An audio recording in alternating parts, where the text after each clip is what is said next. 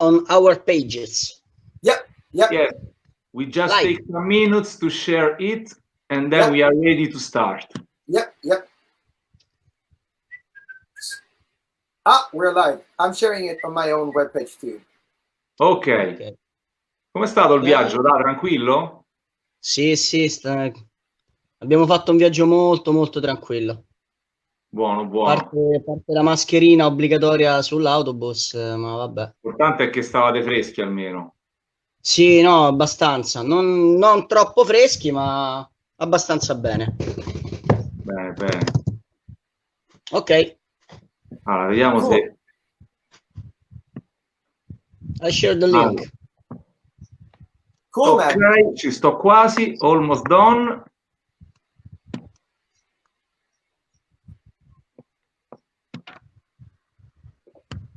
Allora.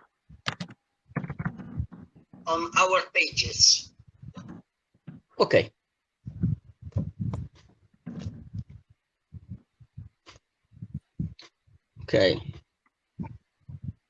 E fatta, perfetto. Ok.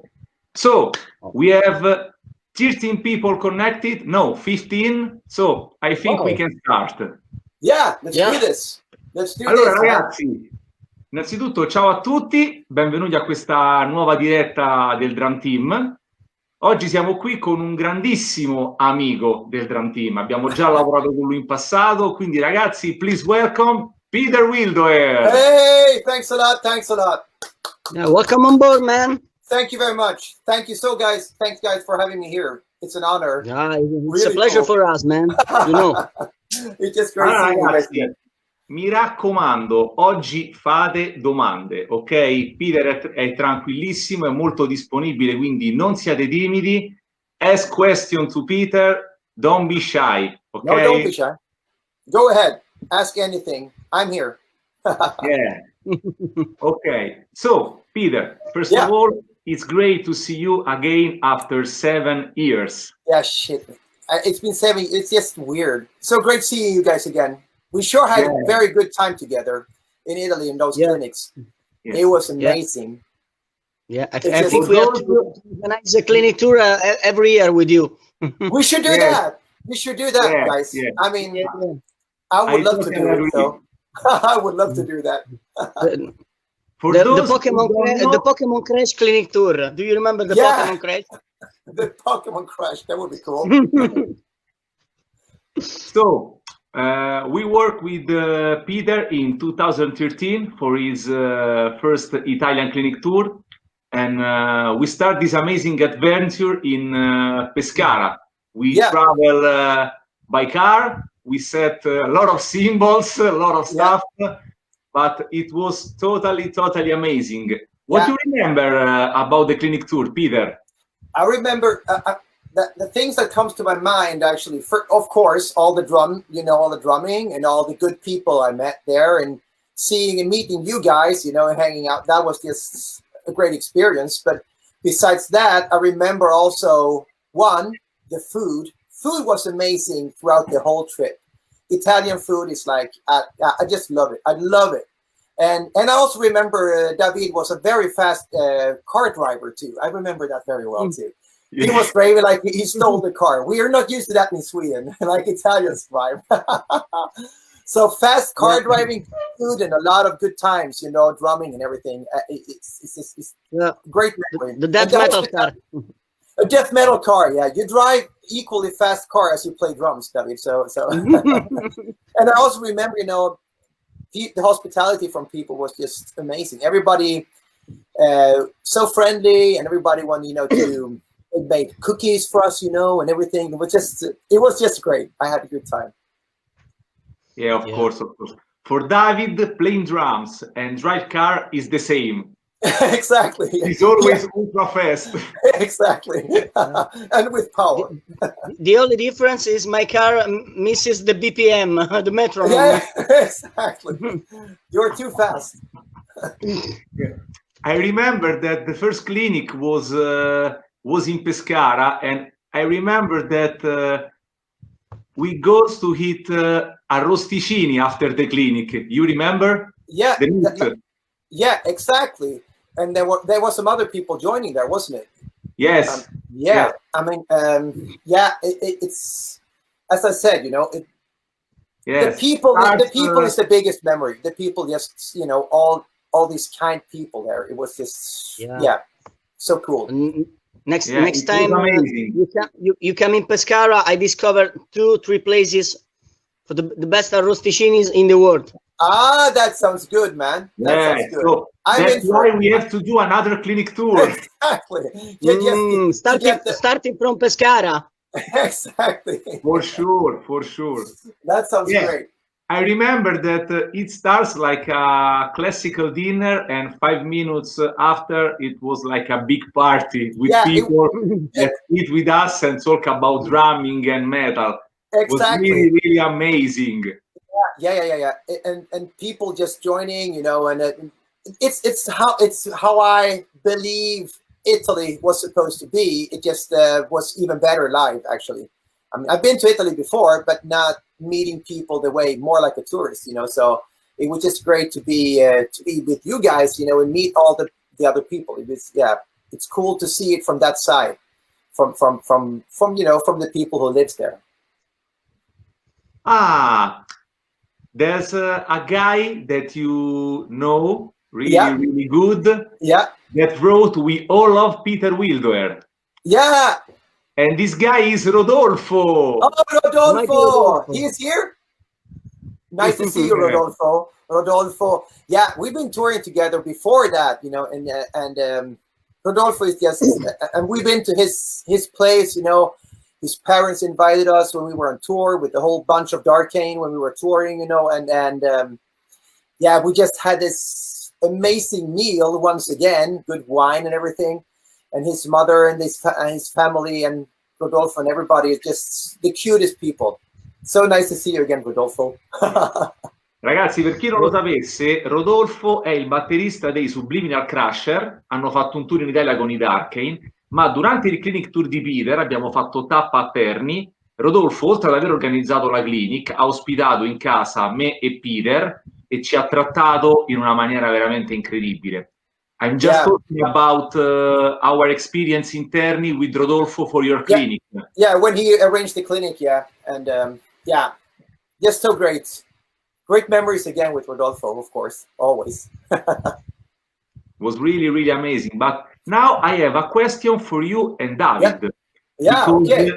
You met together last year because you played at the Metal Italia Festival, right? Exactly. That's true. Yeah. That's true. Yeah. And something about the show. I just remember the venue was like super great, wasn't it, David? It was a cool venue. Yeah, it was the live club of Trezzo. Exactly, and yeah, it was just, it's a cool place, great crowd, you know, and we just had a very, very good time there. I have to say, it was, and we had our we had the 20th anniversary of the release of our debut album, Rusted Angel, with Darkane. So it's been 20 years since, so I was behind you when you played. And I was behind you when you played, man. So I know. Watching those, you know, hands and feet. It's just incredible watching David play. It's an amazing power and speed at the same time. You know, to get that power that you get from your playing, even playing that fast, that's incredible. I mean, there are a lot of people play fast, but not with the power like you do. So I'm having a difficulties playing fast and hard nowadays, more than I used to have, actually. I have to say that. Thanks. I guess I should practice it more, but yeah, it's just about practicing, of course. But you have to practice what you want to get good at, I guess. And David, how do you feel watching Peter play from behind during Metal Italia Fest? Wow, a big emotion. Yeah, listening to play all the Rusted Angel album, because it was an album I listened a lot, many times. Okay, but never saw live. Totally played live. Cool. So I put myself behind Peter and enjoyed it. It's actually a cool album. It's a cool album, I guess. It's I'm still enjoy playing those songs, even though it's 20 years, since we recorded. So but it's actually 22 years now in August since we recorded it. But I still like to play those songs, and the songs are still great. There is something about that album, just it's a cool album, The incredible thing is, I remember those feels because, as I told before, I listened that album so many times. Doing the same feels, the same passages. How it was incredible! It was amazing, man. Thanks, man.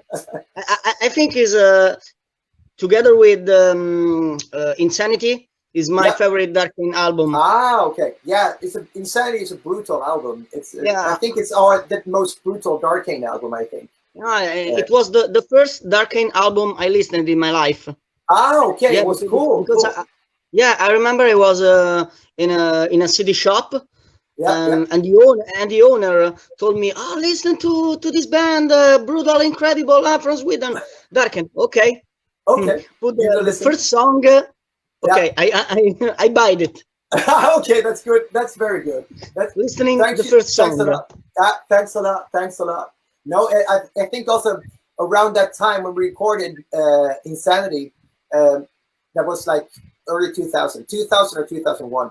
We recorded the album, and the thing is that a lot of Swedish bands, in our opinion, got softer at that point. They were playing more and more melodic kind of vibe and losing a little bit of the aggression. And we wanted to go in the other direction and playing more aggressive, actually. So it was kind of a statement just to go even more extreme. I don't know sales-wise about CD sales if it was a good thing to do, but that's what we felt to do at that point. We just wanted to be, we were younger and more furious, and we wanted to play some furious music and keep it intense. So that's what we did.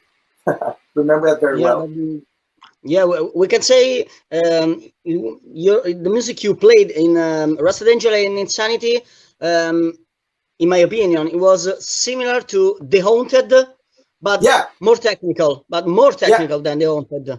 Yeah, I think The Haunted and At the Gates, of course, also made a big impact on us. And before Darkane, we actually played together. Christopher and Jürgen and I played with another guy called Pierre in a band called Aggravator together for 7 years. So, and that was more in the vein of Meshuggah. We wanted to be more like, Meshuggah kind of music. And when we stopped playing with that band and formed Darkane, we just wanted to do something, in our opinion, more straightforward than we used to do, but still keep it technical. But more in the vein of At the Gates, The Haunted, and also quite a lot of Strapping Young Lad. Actually, we listened to a lot of Strapping Young Lad and Meshuggah still. But I think the strapping stuff, we didn't. It's hard to do anything like strapping, and if you do it, you will very much hear that it's very similar to because it's so unique, Strapping Young Lad. So, but big influences, of course, So, guys. We have 2 new comments. The first one is from Naoki Yokota from Japan. Wow! He wrote, "Hi, it's 12:30 a.m. in Japan. Don't lose sleep over tip." Okay. so keeping awake there, man. Yeah. And thanks for being here, all the way from Japan. Cool. And then we have Danman Kiposki. He has a question for you. He wrote, "Do you have any personal inspiration that you've met in real life that happened to me? And that person is Peter Wildoer before a concert with the students of Mega Music in Helsingborg." Wow. That inspirational speech and pep talk is still the most memorable for me. Wow. Dude, thanks a lot, man. No, I mean, I've had a lot of those talks. I had to say that I probably met most of the drummers and musicians and other people, musicians that I've been looking up to since I was younger, and since I was young.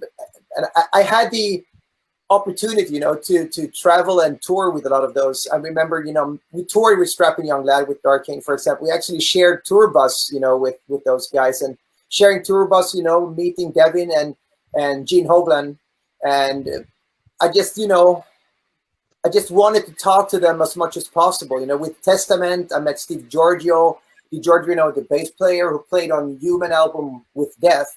So, and I actually met Chuck Schuldiner once also in Copenhagen before a show with Death. And also, of course, I met Sean Rayner, who so sadly passed away here and now in January this year. And I would say Sean Rayner is probably, together with Virgil Donati and Dave Weckl, I guess those are the top three influences for me. And I've met all those three guys, you know, and been able to talk to them and you know, have a chat. And so I've had the opportunity to meet a lot of those people. And that's also makes me understand if someone likes what I do, my drumming and my musicianship, you know, and I know how much it means for people to talking to the people they grew up listening to and stuff like that. So since I've done that myself so many times and had the opportunity to meet all those people, so I know what it means. And I think I just love sharing that time with people, you know, to make them, have a little chat, you know, and maybe ask some questions and, you know, whatever, just having a good time together. I think it's very, very important. And it still is to me. I mean, I've met so many phenomenal musicians, you know, that I've had so much to, you know, I want to ask, and so much that I learned from them, and just hanging out and sometimes just saying hello, you know, and they say hello back. That's sometimes all it takes, you know, to get inspired to maybe go back and play drums for another month, you know. It's all about inspiration and keeping each other inspired, you know, and I think it's important to share that time with people who want to talk to you. I think it's very important. Yeah. Hear those words for you. Remember why you are, for me, one of the best human beings with I worked during the years. Dude, thanks a lot, man. And you guys too. We're Totally agree with Emiliano. Oh, thanks, guys. It was a pleasure working with you. You guys are so cute too, man. It's awesome. Okay. We must bring you back in Italy, man. We must bring you back in Italy. Let's do it. Let's do it. Yeah, we'll do. 2 new comments. Yep.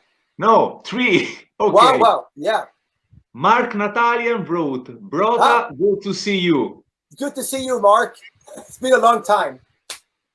Marcus Yalte just wrote best. Marcus, love you, Marcus. Yeah. And Dan Mankiposki wrote again, and I'm still playing drums today because of that moment back in 2005. Wow, that's amazing, man.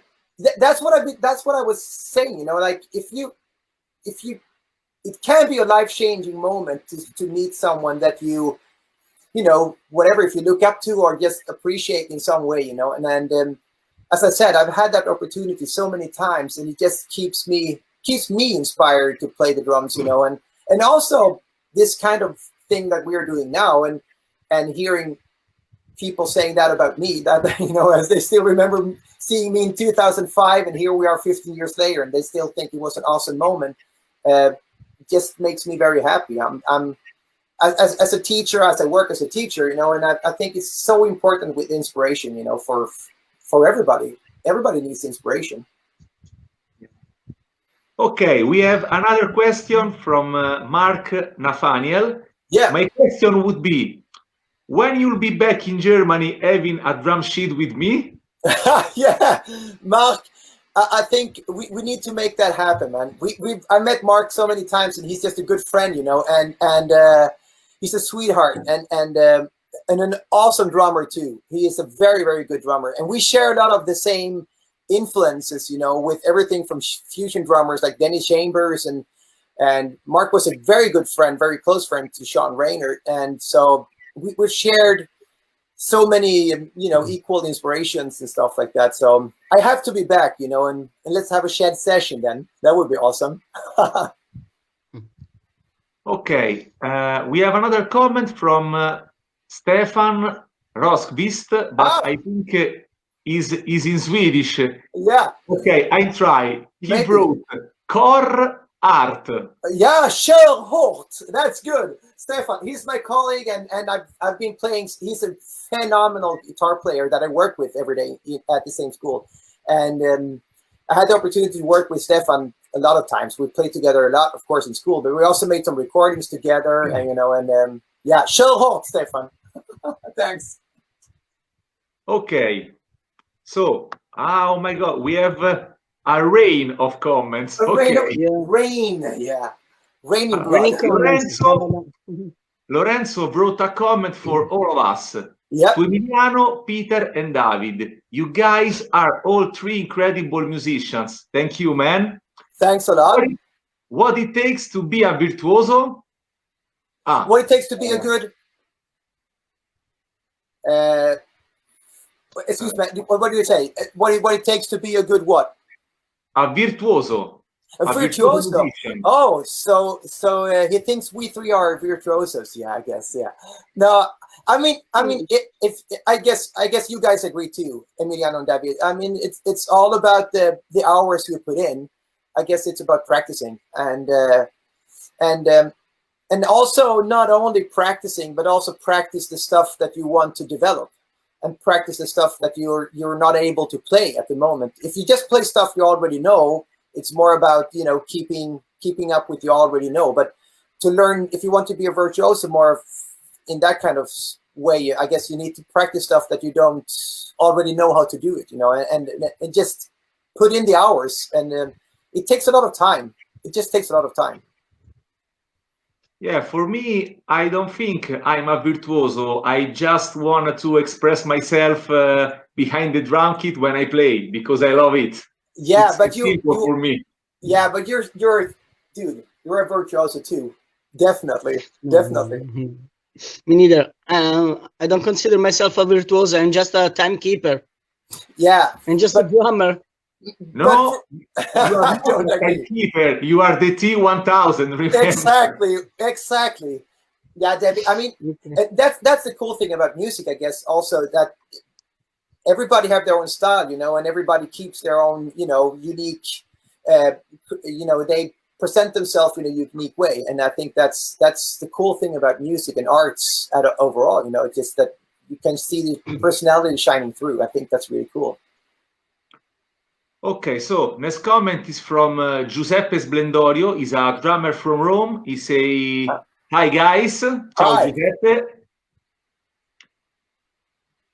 Then a comment from Chile. From Marito Lopez. Wow. From all around the globe here. He say, "I'm from Chile. Peter, do you can recommend me inspiration drummers in bell cymbals?" In bell cymbals, I can actually do that very well. I love playing those cymbal bells, of course. People who heard me play, they know that. I play a lot of cymbals overall, especially with the bell work, I guess. With the cymbal and like a smaller bell I always have. But the thing is that the first time I actually saw and heard this was when I saw the video for Lack of Comprehension with Death from their Human album. And I remember seeing that in '91 on Headbangers Ball. I recorded in a VHS, these old video cassettes, because it was so late. Every Sunday was, I believe. So, and I had to go to school early Mondays. So I always recorded it. And I remember coming back home from school on a Monday in '91 and just seeing this video, Lack of Comprehension with Death. And at that moment, that was the first time, at least what I think, that really, really exceptionally good musicians played death metal in a way. That was the first album, And there is a spot at more towards the end of the song where Sean Reynard is playing. He's playing on the bell of the hi-hats and on the bell of the right cymbal with double bass underneath. Just a very, very short clip. And the camera angle is like from above, so you can see Sean's playing from above the kit, And I think I watched that clip at least a couple of 100 times. Just, rewind, just watch it again. What the shit? What's going on? I love that sound, with the bells and the double bass going on at the same time. And then later on, Gene Hoglan really refined that on individual thought patterns and symbolic albums. where he took it to another level. And I have to be honest, I just stole that from Sean Rayner and then also from Gene Hogan. And I guess I made it my trademark too, you know, but it's all because of those two guys, definitely. So anything from Human album, it's just a very, very short piece there. But Individual Thought Patterns and Symbolic album, those two albums with Death are really good inspiration for symbol work, I have to say. Gene's playing is insane on those albums, insane. Okay. Okay. Another question from Anders Sandqvist. Peter, a great drummer and nice, helpful person that really inspires us in the drum community. Oh, Anders. Thanks, Anders. When will we hear something new from Darkane, and will be there something to looking forward with LaBrie? Yep. Actually, I don't know if I dare to say it yet, but I'm actually recording drums for the new Darkane album this summer. So it's been ages since those songs were written, and I know the other guys, they've been, you know, everybody's been wanting us to record, you know, in the band, but it's been mostly because of me. I had 3.5 years where I studied mathematics at the university and was working full-time as a teacher just to get my teacher's license as a math teacher. I'm both drum teacher and a math teacher at the school where I teach mega music in Helsingborg. So yeah, and then it's just been on and off, different problems, you know, health, you know, whatever problems with wrists and stuff like that. But I don't know, it takes forever. It's the weirdest thing. But now I'm actually working on recording the new Darkane album. So I'm in the works. I can't tell when I will be done, but hopefully quite soon I will be done. And the other guys, they're as soon as I'm done with the drums, they do the guitars and bass, and then we will have to do the vocals. When all the songs are recorded, all the music is recorded, Lawrence will do the vocals, and he will also mix the album. But I mean, if we're lucky, maybe a release late next year. And regarding James LaBrie, there is, I mean, Matt Gilry is working hard on the new songs. I know that, and I don't know, maybe later this year or most likely next year we will record a new album, hopefully. So, I mean, the time schedule with that band is very hard. Everybody are very busy, not only with music but work and life, and of course James is of course super busy with Green Theater, so it has to fit his schedule there too. But definitely there will be new albums with both bands. That's for sure. That's a fact. Hopefully sooner than later. We are so curious to hear both. Yeah. Send us cool. Send us the advanced tracks, please. Yeah, I'll do that to you guys. Your ears only. Okay. So next question is from Naoki Yokota from Japan. I'm playing Taima Dynasync double pedal. What do you think? Dynasync double pedal. I think that's an awesome pedal. It's the new Tama version double pedal. It's just it's direct drive, and it's just a different feel, you know. But I also think it's a different feel from other direct pedals I've tried, you know. I'm still using the Iron Cobras with chain drive. I just tried out the Dynasync, but it's a great pedal, and I think there's a lot of talk about pedals and stuff. Of course, if you need to play really, really fast, most people say that direct drive is the best. And I personally rarely play any, and I can't really play above 200 beats PM double bass. You know, it's just very, very short periods of time dance.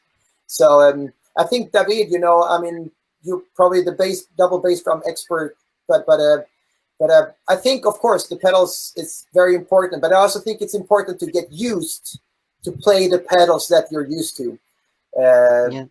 I mean, you don't play direct drive, David, so I mean, you're still playing chain. I don't play.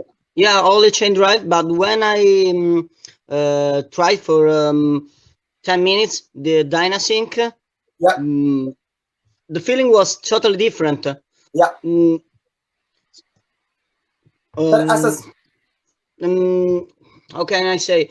I also tried trick pedal, axis pedal, the Sergio Copito, all the direct drive pedal. But Yeah. when I played the Dynasync, I felt the same feeling of the chain drive pedal, but the reaction of the direct drive pedal. So you can It's a keep mix. your stamina and your power, but going very, very fast. I Exactly. think it's the best direct drive pedal ever made, in my that's my opinion. opinion. Yeah, me too. I think you get the best out of two worlds in a way. The Yeah, chain drive because feel, but you can get the speed out of the direct drive. So you can use it for death metal and classic rock at the same time. exactly. That's You don't normally the lose problem. anything when you play rock with that pedal. No, exactly. And I think also that's some of the issues I've been having with direct drive pedals, that it doesn't feel right when you play more like rock or rock stuff. It's just weird playing. It feels like you're playing in thin air, kind of. So but the Dynasync is an awesome pedal. Yeah, totally Okay, agree. guys, we have to take a little break from the comments because I have a surprise for Peter. Ah, okay. A Wow. live surprise. Yeah, Are you okay. ready to see an old friend? Yeah. Andrea. Andrea, wow, man, how are you? Good to see you. So now everybody are together here now. That's Yes. great. Yeah. All the four of us. Wow, It's good wow, to wow. see you. Good to This see is you the, too, the, Andrea. the first live. This is the first 3 Ways of Metal live. Exactly. That was the first meetings. Yeah, it was a great experience. It's so nice to see you again, man. You're in your studio, I can see. Yeah. It's my personal studio. Yeah. Well, I did a screenshot. Your That was drum, I have my personal studio. wow. It looks great, man. Shit. And how are you? Doing good? Yeah. Yeah. I played a little bit for a drum solo, but don't try this at home. Don't play 30 minutes with this temperature because it's really dangerous. Don't try this at home, guys. No, don't try it at home. No, I won't. I do at tops a minute at tops drum solo. Yeah. It's really too dangerous. Yeah. Cool. Guys, nice we have Cream Flash connected with us. Yeah, so nice seeing you, man. So, guys, we have another friend that would like to say hi to Peter. Is Jacopo Frapporti. Ah, Jacopo. Oh, how are He you? wrote, "Ciao Peter, hope you're well and all the best to you and the host." Quindi, ciao, grande. Oh, grande. Ciao, Jacopo. Hope you're doing well too. And thanks again for the hospitality. Also, I stayed at Jacopo's place, also during the clinic tour in Italy, and it's man, those surroundings and the food, everything, hospitality. Such a good friend.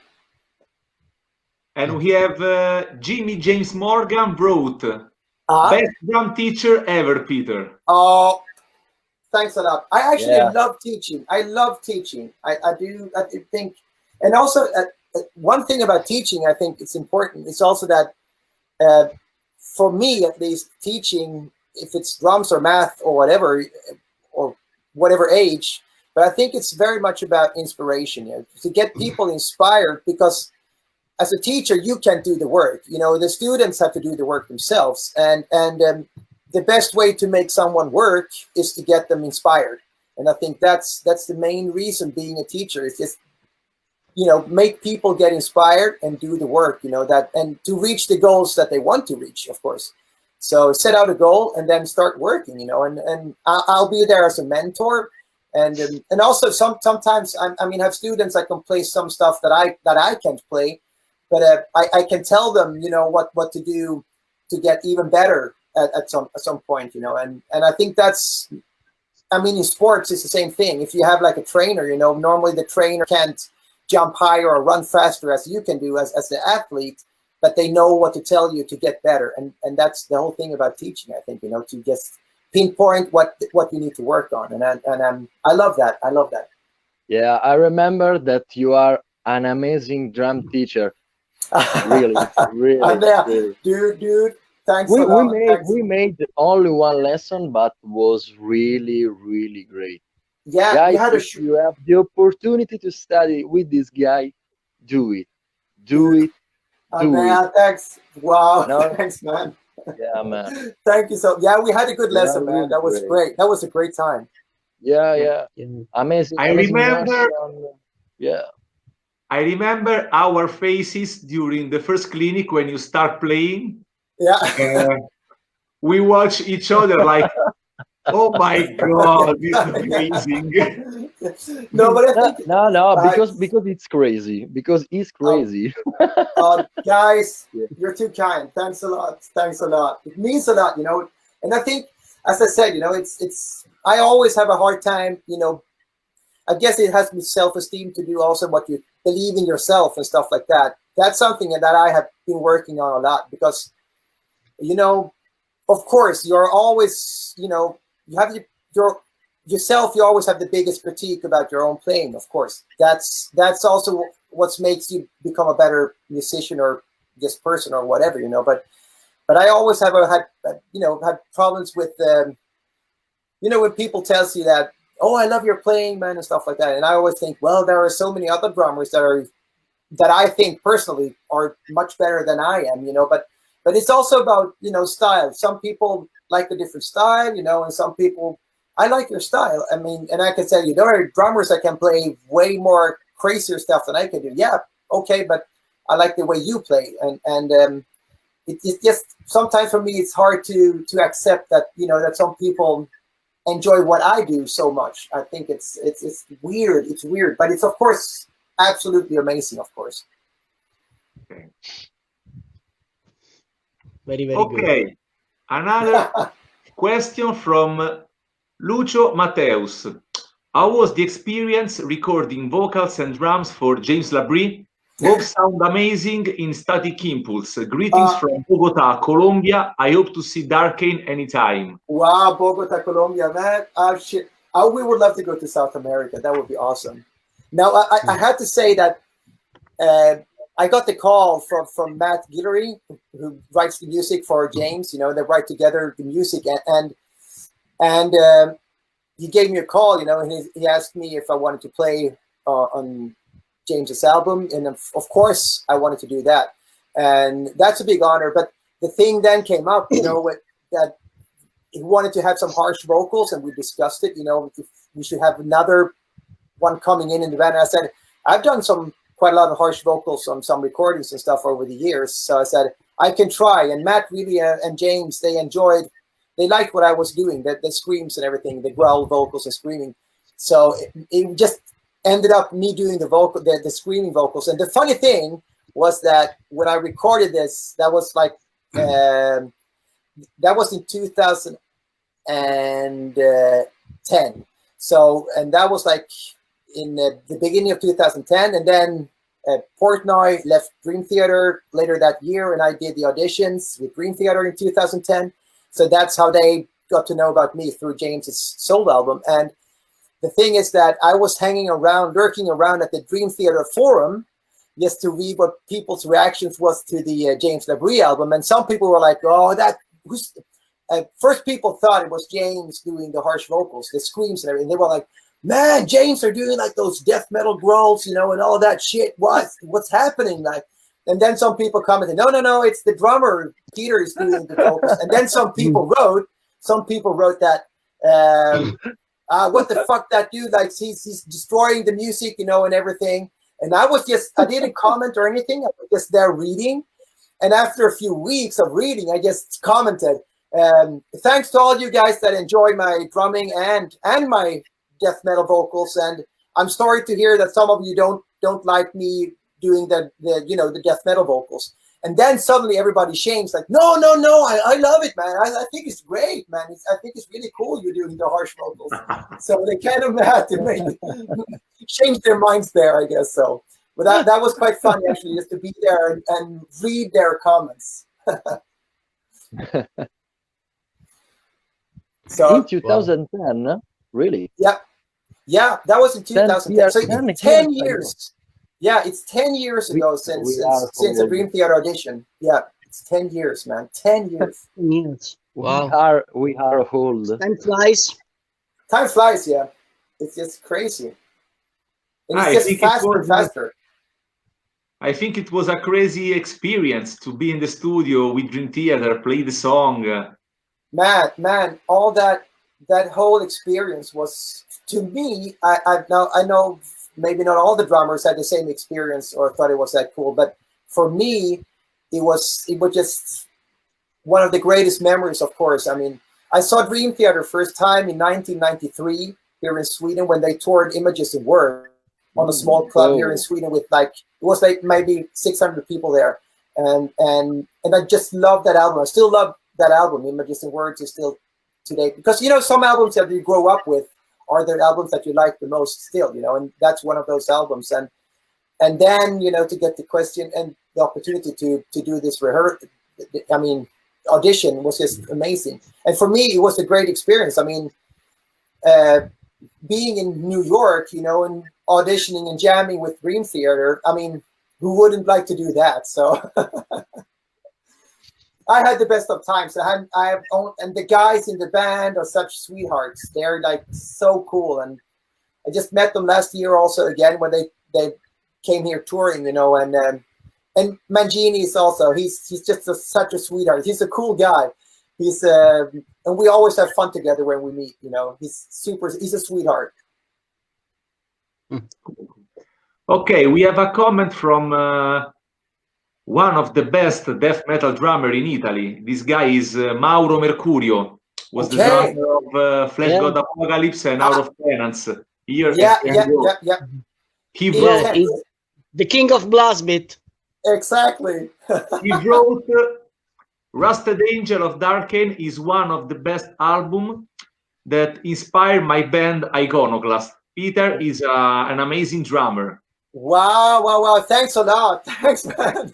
Glad I can inspire. Well, I mean, it just, as I said, there are so many people around nowadays that, they can play so much faster, more intense, more technical, cooler stuff than I can do. But if I was there in the beginning, 20 years ago, and could inspire people, I mean, as I said, that's what it's all about, inspiring each other, and as it is with art, if someone likes it, it's just awesome. If someone likes it, and I'm very, very thankful. Thanks a lot, man.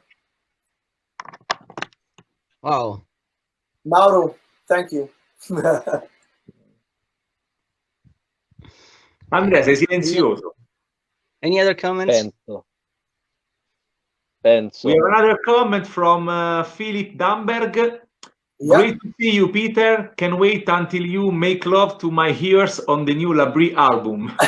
Okay. Yeah, hopefully it will be cool. I mean, the thing with the LaBrie albums are also that I think, for me personally, there are, the program is always, when Matt programmed the drums, they're always super well programmed. The songs already sound perfect as they do in pre-production. He's very, very picky about the sounds and the production of the pre-productions, and the songs are already finished. So it's quite easy to get the vibe of what he wants, and the program, and his drum programming is very, very good, I have to say. So I get a lot of inspiration from that, and then I add my flavors to it, and do some extra, feels and flashier stuff maybe. But I think there are opportunities with the LaBrie album to do, since it's not all songs are super fast. So and then it's a little bit more space and air in that music compared to maybe like Darkane and stuff. So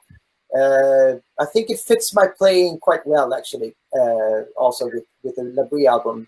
So no, it would be awesome just to doing a new album there. And I think the new Darkane album is also going to be cool, very cool.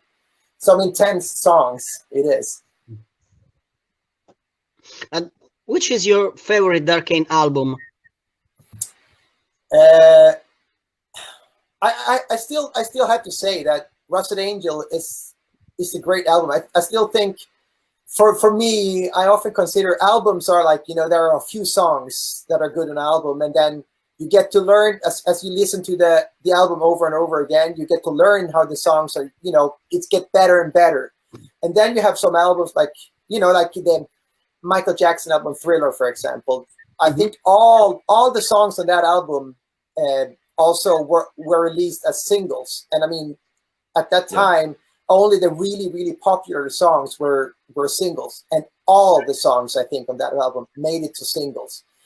And of course, it's the most sold record of all times and stuff like that. But I think, in a way, Rusted Angel for me is that way. I think there is only one song that is a bit weird, Chase for Existence, on that album, but it's still a cool song.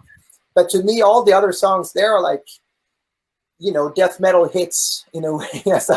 And I remember Christopher and I just wrote the songs very, very fast in a few months.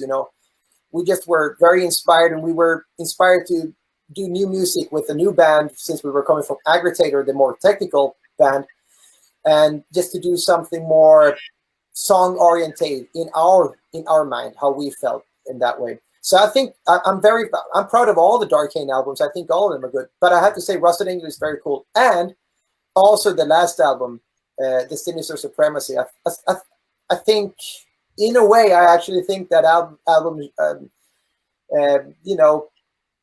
it would be great if it got more attention, because I think our last album is actually very good.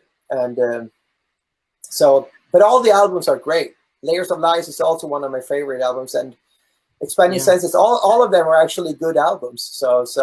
But I would say probably, Rusted, it's just the feeling I have playing those songs and listening back to it. It was just a good time of our musical career, I think, in the beginning. And I'm still very proud also of all of them, but maybe especially the last album, Sinister Supremacy, I think. Okay, so Richard Ambla wrote, Rusted Angel is one of the best thrash albums out there. I love the behind-the-scenes studio video. Drumming is awesome there. Yeah, thanks. Yeah, I think, thanks a lot. And I think that all these, behind-the-scenes stuff that you can do, because I know when I see that kind of stuff with the drummers and musicians that I like, and nowadays you can see so much on YouTube, and I think it's just cool to see people also playing. But back then it wasn't that much available. We had it wasn't VHS, it was a DV camera, but still with DV tapes in it, stuff like that. But Christopher, he really, in Darkane, the guitar player, and my buddy, we formed the band, and he just loved documenting everything. So there are tons of footage from Darkane's career, I have to say there, and a lot of the behind the scenes material on the DVD we released. Is quite cool, actually. Okay, next question is from Lucio Mateus. Peter, what new drummers or band do you admire or consider are doing freaking good stuff?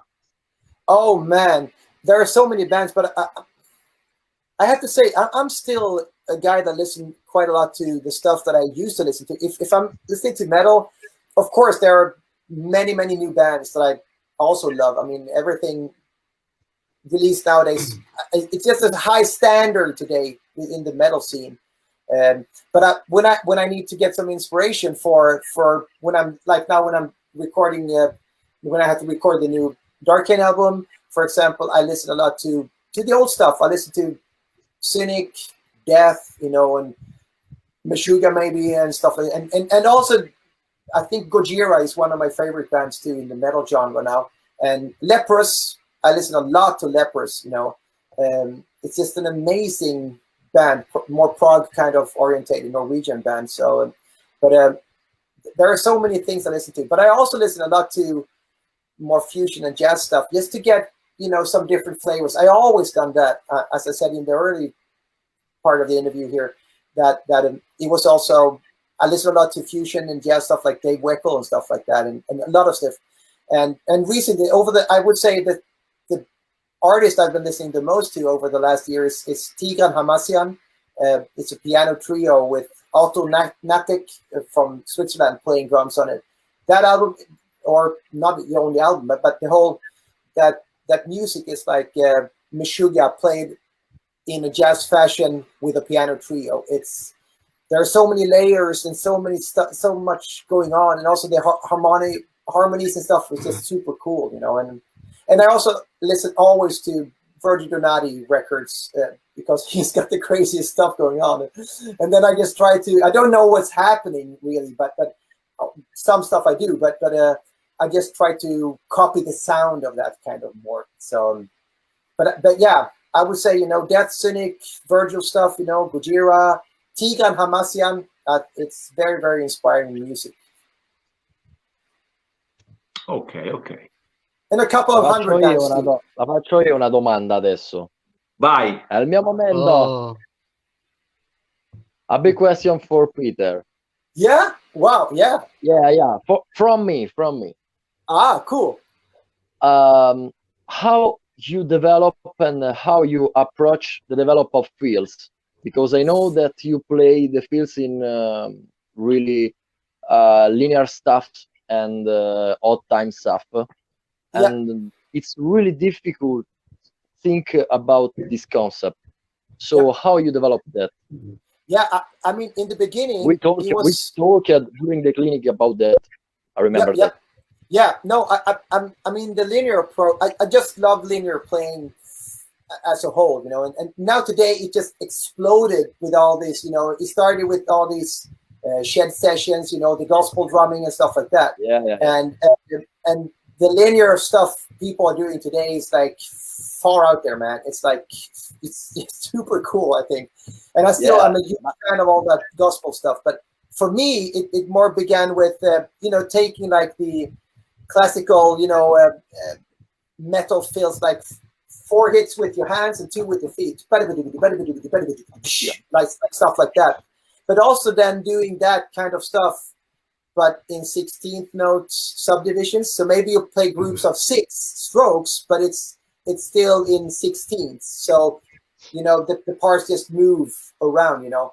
And then I always get inspired what the music is playing. So if the music is I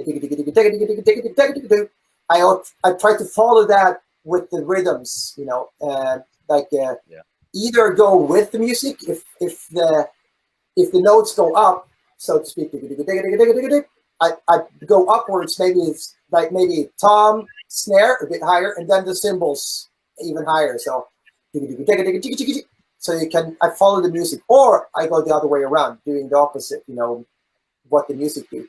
But I always try to get inspired what the music plays, and then just figuring out how to do it.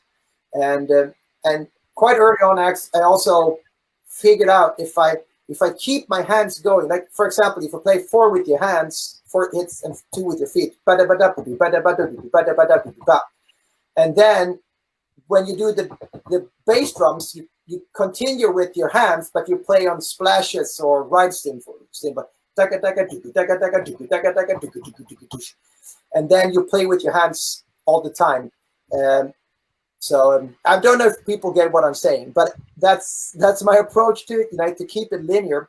But later on, I also did more like groupings of 5 and stuff like that. So if you play like 16, it would be 1 E and 2 E and 3 E and 4 E and A. So it would be like if you could do if you do like something in 5, a group, but you're playing in 16, everything will shift over all the time, you know. That's what bands like Meshuggah and those bands do a lot.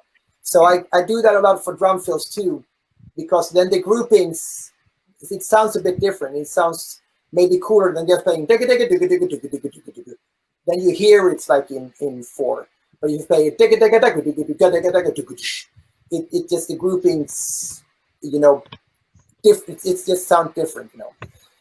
So I just think it's exploring and being creative, trying to be creative about it.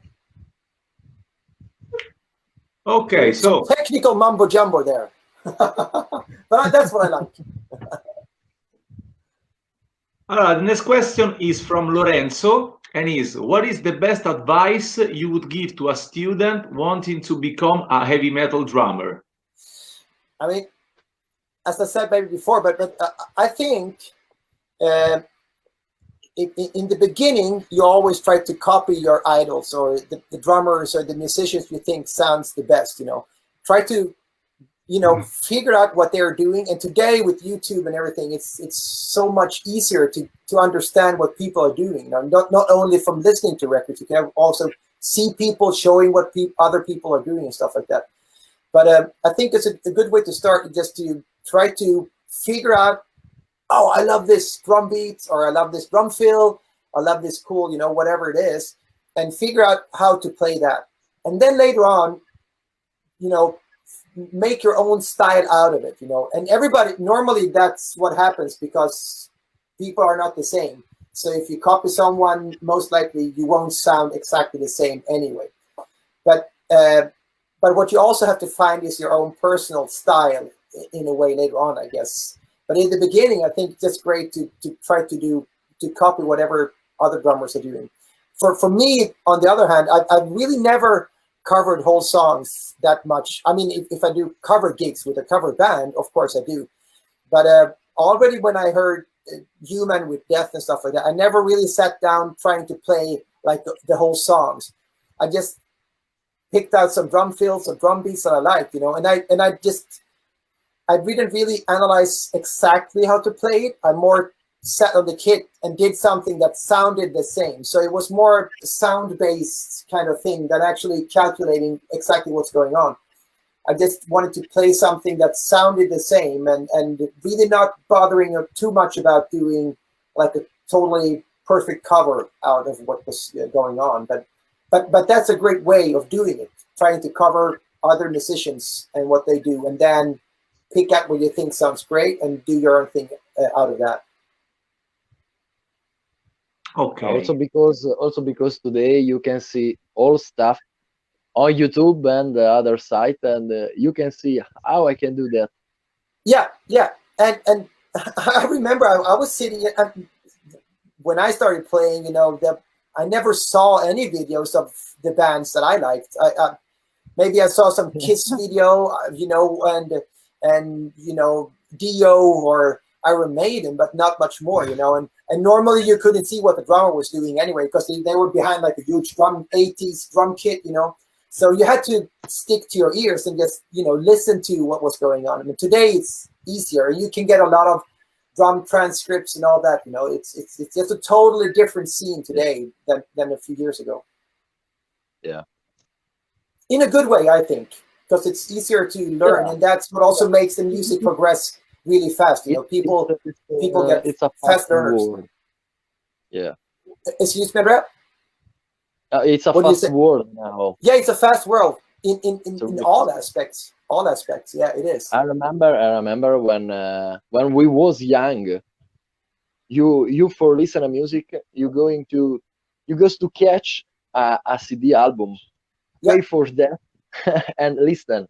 But and only that, because you were listening to that album over and over again, because you know you couldn't just find some other band, or in the end of the album they didn't say, if you like this album you can listen to these artists too. It wasn't like Spotify or YouTube Music or whatever today it is. And I think I'm not like saying that was better like earlier on, but I think it's just a different times. And sometimes even people don't listen to a whole album. They listen to a few songs and then they change to a new album and stuff like that. And I don't say anything if it's better or worse, but I like actually listening to a whole album and maybe give it a few more spins, even if don't you like maybe all the songs, but just listen through the whole album a couple of times, you know, just to get because there is something about when you put an album together. Also, you make the songs in that specific order of the songs, just to make sense also. So you should give the album a whole listen to, because the band actually thought of how to put the album together also. So not everybody does, and I'm cool with that, but I like to listen to a whole album. Yeah. Okay. The next song is from Carlos. Yeah. And he wrote, Peter, if you were asked to introduce someone to Darkane with 3 songs, which songs would you choose? Yeah, man, that's a good question, actually, because the thing with Darkane, I have to say, is probably that all the albums sounds quite different from Darkane. And also on the albums, songs are very, very different on the albums also. But I would say three songs. Okay. A classic, the most classic Darkane song, at least for us in the band. it's Convicted. It's the opening track after the intro of the first album, Rusted Angel. So Convicted, I think that's a very important. We have been playing that song on every gig since we did the first gig, on all the gigs. And then also another song that we've been playing almost all the gigs since we released it was Innocence Gone. It's a way slower song, and it's very typical for the third album, Expanding Senses. I think that's a really cool song also. It's much more heavier, but with some really cool parts. And like, I guess nowadays you call it a breakdown in the middle of the song, like a heavy part in the middle of the song. I think that's a really cool song, Innocence Gone.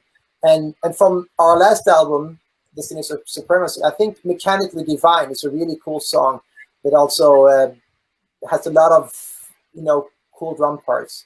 And then as a bonus, like a fourth song, like a bonus song here, I also think Organic Canvas from the Layers of Lies album is a really cool song. The song overall is cool, but there's a drum part in the middle there that is really, really, it's a really cool song actually. I think there are some videos on YouTube where I actually performed that song from a Tam Tam Drum Festival in Spain, in Sevilla. So that song is there too. There's a really, really cool part in that song actually. So those 3-4 songs, I would say. Convicted, Innocence Gone, and Mechanically Divine, and Organic Canvas. Cool songs. Organic Canvas is the first video I found on YouTube with you playing. Ah, cool, man. It is. Yeah, it was just an excerpt of the video. Yeah. No, it's a very cool song, and it's a lot of stuff going on. Very typical Darkane. Very typical Darkane. Yeah, I remember the crazy part with you playing on the hi-hat, splash cymbals, freezing around the kit. Yeah, I think I actually used my whole kit just during that part. I think I hit all the drums I have in the whole kit actually in that part. Yeah. So it's just cool. It's all about the instrumentation. I mean, it's very linear, as Andrea said before. It's linear. Most of it is quite linear, but it's how you kind of orchestrate it on the different drums. That's what makes it sound cool, I think. And Peter, do you remember what happened during our trip to go back from the south of Italy to Rome? Man, was it something with the car? No, is when No. is when they canceled the train. Yeah, Someone stole the cable of exactly, the train. of the train. Yeah, the electric cable. Yeah. Yes. Who the fuck dared to go up there and do anything about that? I mean, it's just weird. Yeah, Yeah. remember now? Yeah, and the train got canceled. Yeah, and we were like traveling with all these cymbal bags and everything. We just total chaos. Yeah, it was chaos, man. Yes. We wait 1 hour for the bus that brings us to a station in Salerno, close to Napoli, and then we take a train. Train from there, yeah. Man. I mean, everything with bag, pedal, cymbals. Yeah, and all of us were just so much to carry. It was so much to carry, man. That's the cool thing about being a death metal musician, isn't it? Like, but carry all your own stuff. Yes, but and I can imagine landscapes during the trip. Excuse me, but once again, I remember just the amazing landscapes during the trip. Dude, the Italian landscape and everything. It's, as I said before, like really early on here. It's Italy, man. It's just a lovely, lovely country. Lovely, man. You guys are lucky. Thank you, man. Okay, another question from Lorenzo is for all of us. Have you guys ever felt that your progress on your drum technique was stuck? How did you overcome that period? Sorry for asking so many questions. I love this interview. No, Lorenzo, vai. Yeah, ask We love questions. all the questions. Definitely. Grazie. David, you should start. Who wanna reply first? David. Ma Davide è Io? vivo? Perché? Sì. No. No. No. Andrea, go ahead. No. Hologram. No. It's an hologram. Ok. Tupac, Okay. Gandhi Mentre lui e dice Davide. un attimo per noi, cioè, veramente, quando suoniamo un po' sotto, al di sotto della media, come facciamo? No, in pratica lui ha Quello chiesto sarebbe? come ci sentiamo quando i nostri progressi a livello, diciamo, tecnico was stuck. Lui in realtà parla in passato, nel senso magari quando stavamo studiando, i famosi momenti no, Quindi tuttora. come li abbiamo superati. Male. Non pensandoci, praticamente. Cioè, suoni male, ok, torno a casa e ricomincio domani. Cioè, se oggi non viene, pazienza, vuol dire che non è giornata e domani andrà meglio. Cioè, io avevo sempre un pochino così. No stress. Io con delle crisi mistiche, voi sapete benissimo. non è uno scherzo. It's not a joke. It's not a joke. That's good. Good to Andrea, No. Andrea said that for him, when his progress on drum technique was stuck, he had a mystical crisis. know. Yeah. No, It's not a joke. No, but it is. It changes religion.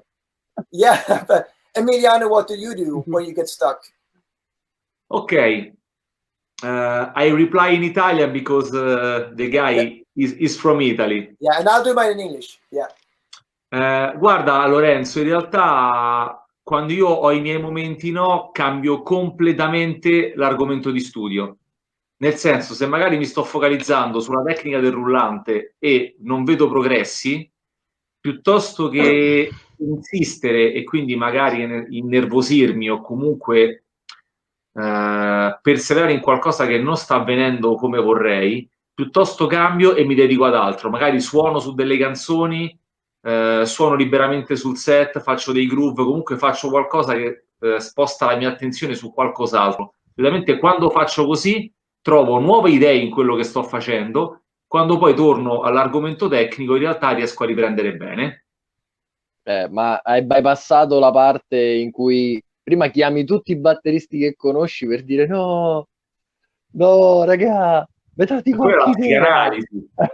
Mi date Ah, giusto, la parte della psicanalisi. La parte della psicanalisi, però servono amici fidati, quindi. Non sono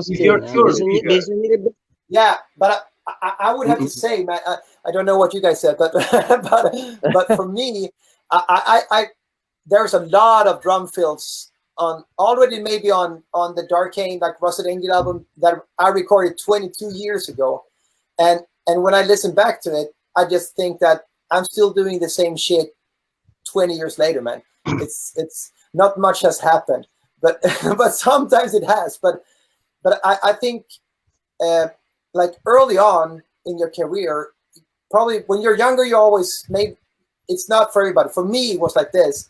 I had more time to practice and develop my playing when I was younger. And then when I, started touring and recording, I didn't have the time to develop as much. I just tried to, record new albums, go on tours, and stuff like that. So I think early on, you should try to do as many things that you can early on to get different, views, perspective on what you can do on the drums. And because you will be using that stuff years later. I mean, if you listen to Mike Portland, for example, he's doing a lot of the stuff that he did 25, 30 years ago, maybe, is still doing that. And you refine it and you do even better over the years. But I just try to listen to other kinds of music. That's what I try to do a lot.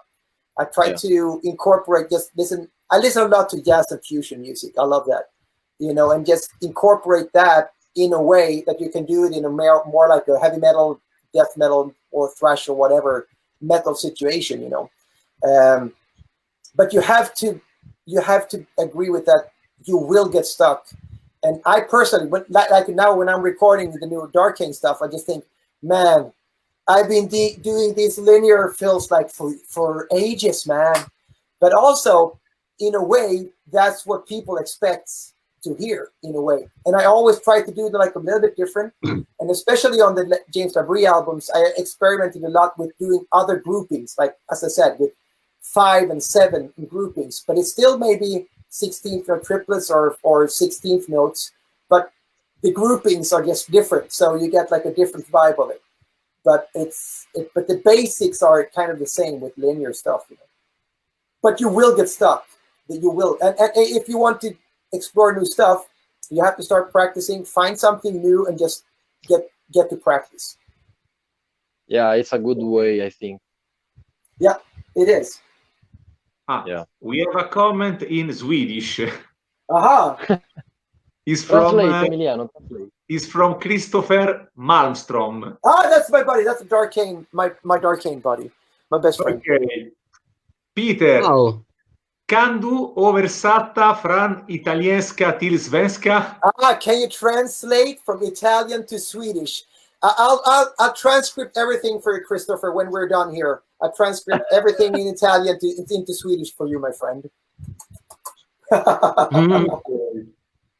And then Carlos asks, can you give us an advice on how to approach polyrhythms? Yeah, I actually can. I think at least how I approached it. The way sorry if this is going to be a little bit more mathematical. I try to keep it as simple and fast explained as I can.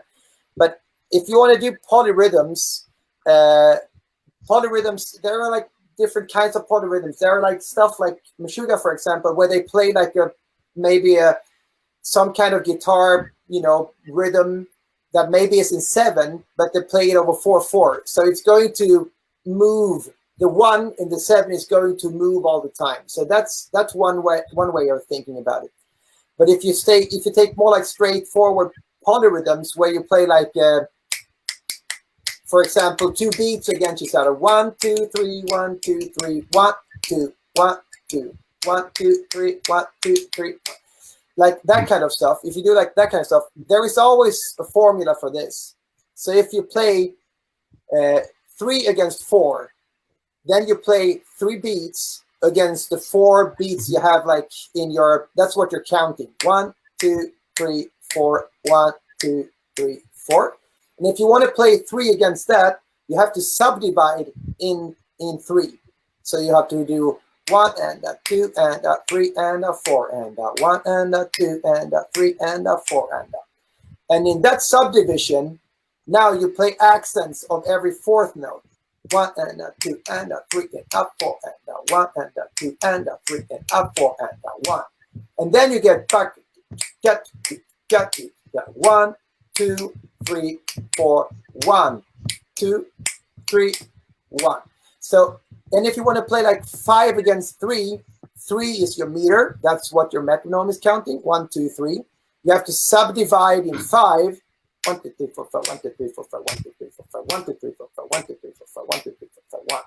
And then you have to hit accents on every 3rd note, and then you will get 5 against 3. So there's a great book by Pete Magadini, Understanding Polyrhythms. I think that's a good way of starting. And but this way you can calculate whatever you want to do.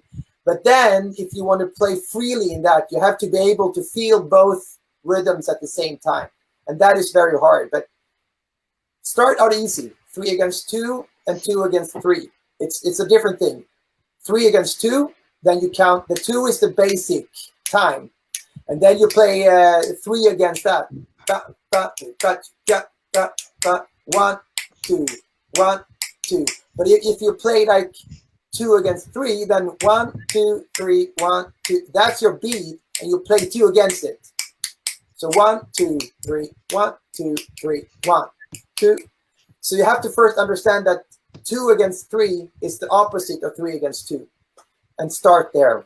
Yeah, sorry if I was a bit mathematical, but that way you can always the beat you're playing against, that's the beat you're having in your metronome, so to speak, and always practice to a metronome, or else you will always make different timings of it. And then the subdivisions is the ones you're playing against it, and then you accent the other amount. That's the way. Yeah. So thanks a lot for this quick lesson, Peter. Oh, man, I always get stressed out when I have to explain something fast. So I don't remember a name that a drum book that you gave me when we seen was a book with a linear sub subdivision. Rick Gratton.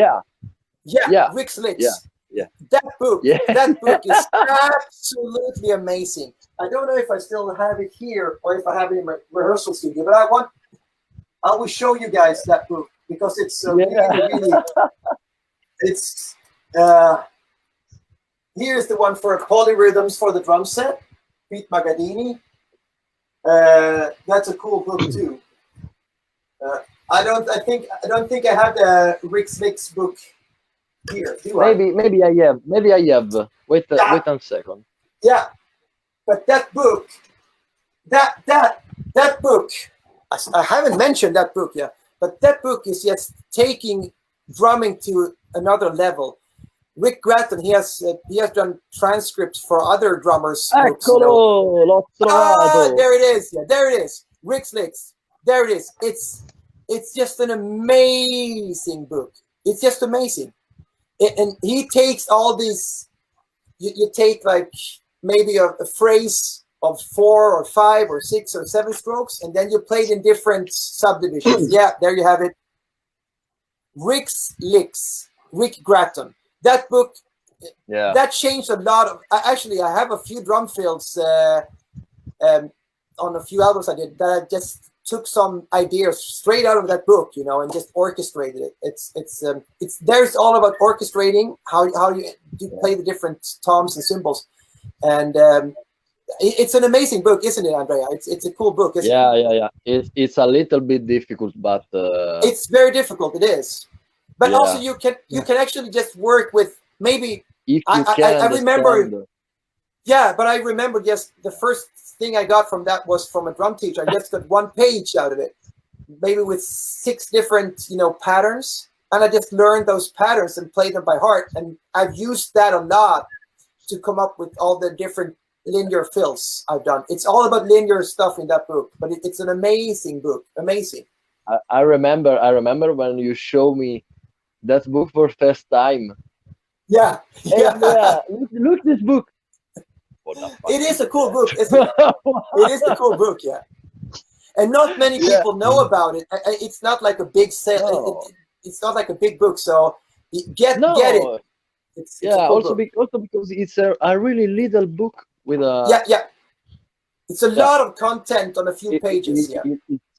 I think it's a really complex, but this book can help all people that want to develop that way. Yeah, definitely. No, it's a must-have book. Must-have. Yeah. Spring, give it to me. Give it to me, that book. Yeah, give it to me. Yeah. Take it. Yeah. Yeah. Me too, Andrea. Give me. Grab this. No, but the thing with that book is also that not too many people have played in that book or used it. So the concepts, it was way ahead of its time. It's very much more about the stuff going on in the gospel scene today, but played a different way. But it's so if you get some stuff out of it, you get kind of a unique way of looking up on it's a different aspect of how you do drum fills and drum beats. Actually, it's a very cool book. Also, because in that book there are only patterns. And you can develop this pattern how you want.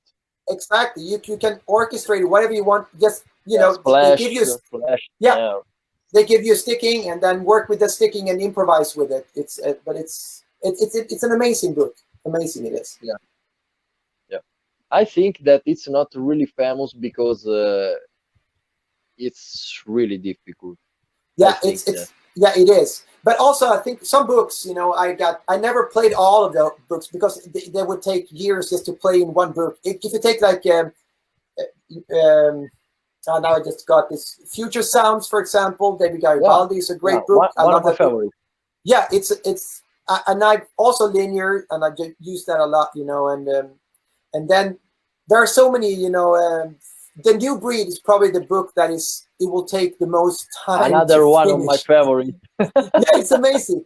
But also with that book, you know, you don't have to do the whole book, but just get the concept and do maybe a little bit here and there, you know, and it will teach. The best thing is to do the whole book, of course, but if you do some stuff out of it, you get a lot of inspiration just doing a few exercises.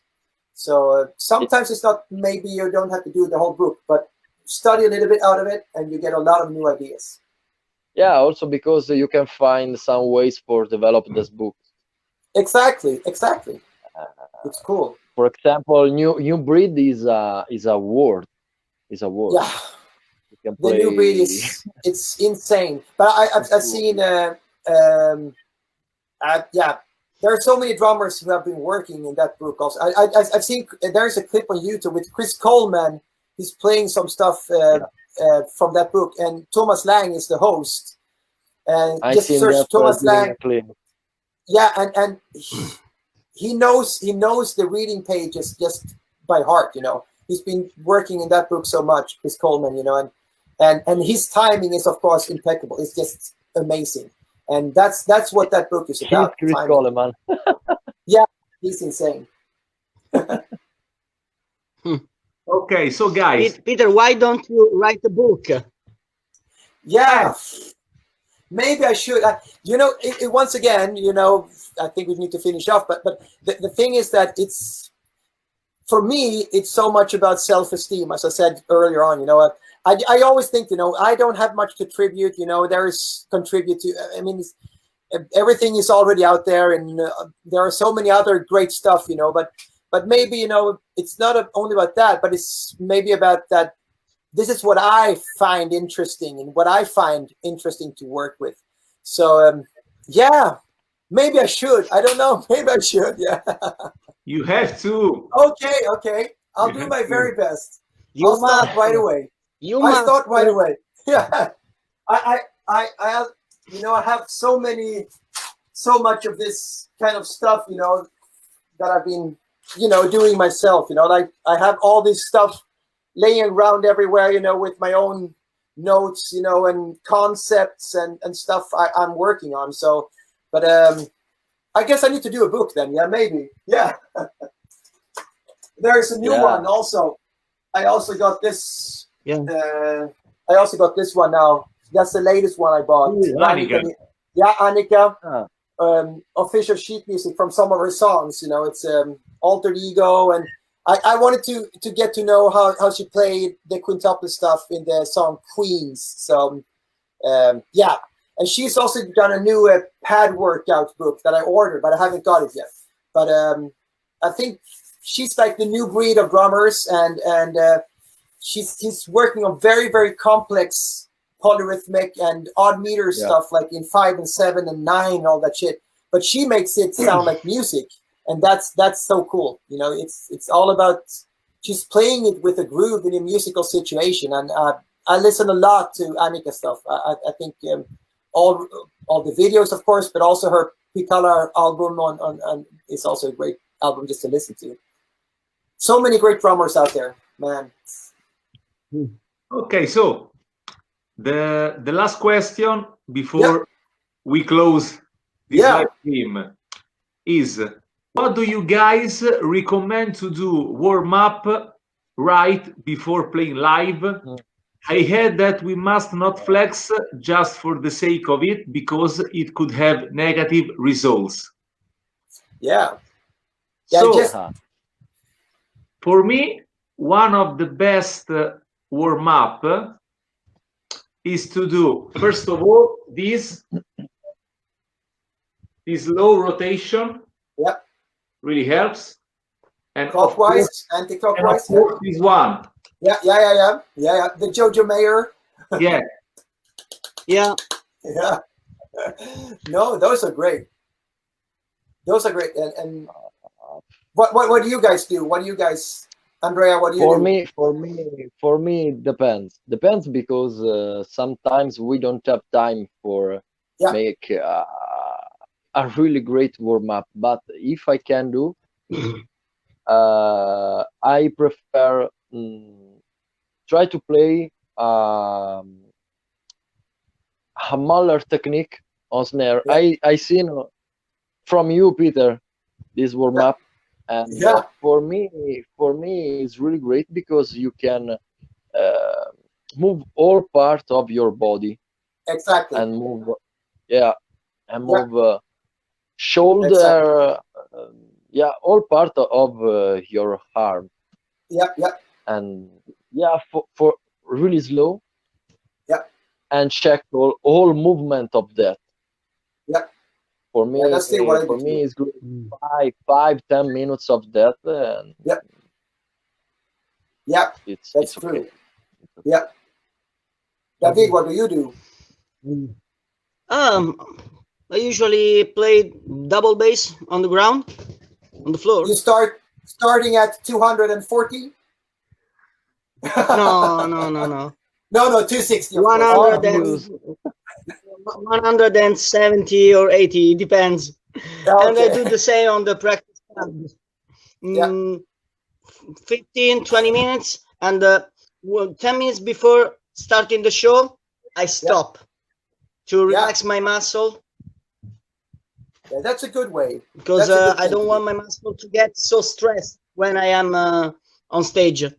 Because if you do another warm up, you go in overplay. So you have to play a concert, a show, and you played one before. So it's no good for you, in my opinion. No, I agree that too. Yeah, because you get worn out. So it's yeah.